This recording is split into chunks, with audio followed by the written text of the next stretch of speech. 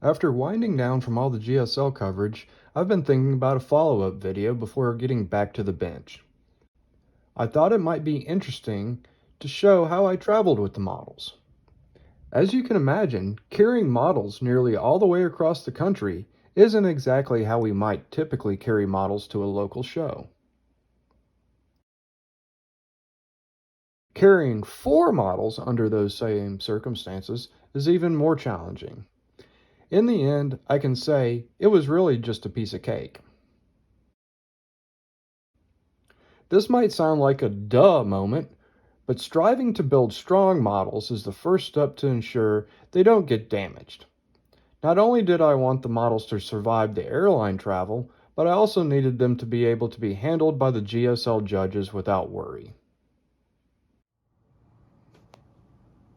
Most of my models are pinned together. That means nearly every part has a small metal pin that positively locates each part. It takes a little bit more effort to do this, but it ensures they don't fall apart and makes a fairly delicate model pretty robust. I needed a secure case to carry them in. The size of the case was determined by the airlines. The typical personal item maximum size is 18 by 14 by 8, and a carry-on bag is 21 by 14 by 9. I had no desire to check a bag, so I chose to stick with these two bag sizes. The larger carry-on bag would include my clothing and the displays for the models. I decided the personal item size was large enough to safely carry the 4 models I wished to take. Next, I started researching toolboxes. Those are sturdy and have secure latches, both important. Many had a dimension that slightly exceeded the personal item requirements. I really didn't want to have to be turned away at security, or worse, at the gate. The quality ones seemed expensive. I was prepared to pay the cost for something that really worked well, but I didn't think the models would fit in these comfortably, and I didn't really want to stack them on top of each other double-decker style. Then I found this case at Hobo Fright. The size was within the airline requirements, and the price was what I was looking to spend. A shoulder strap was an added bonus. It also came with the foam padded interior that I was looking to create, so I picked one up at my local store. I can say this case is not Escort or American Tourister quality, but I decided it was good enough.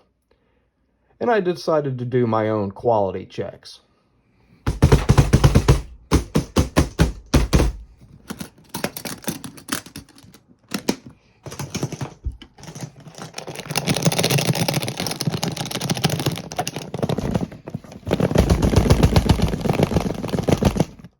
I decided how the models would be arranged inside. I used some extra 1-inch foam to line the bottom and the top of the case for added protection, then made the compartments they would go in. This was pretty easy since the case's foam padding is perforated.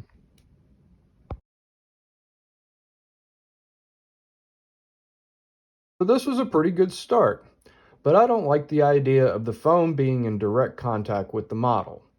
Even with it being fairly dense cell, it could still snag some of the more delicate items on the edges of my models. My grandmother was a seamstress and had a pretty good collection of various fabrics. I picked this fabric since it had a very tight thread count. It's almost like silk. Could be polyester. I don't know. Certainly looked fashionable though. This fabric also assists in fitting the car into the compartment.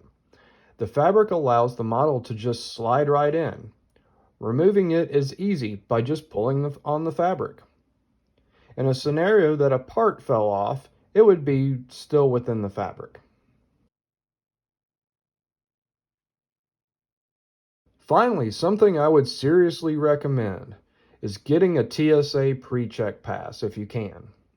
If you do any traveling with or without models, it greatly simplifies the security process. I was a bit nervous putting the models through security, but they breezed through with no issues. I did not carry anything other than the 4 models in that case. Use common sense and follow the travel guidelines. And most of all, just be cool.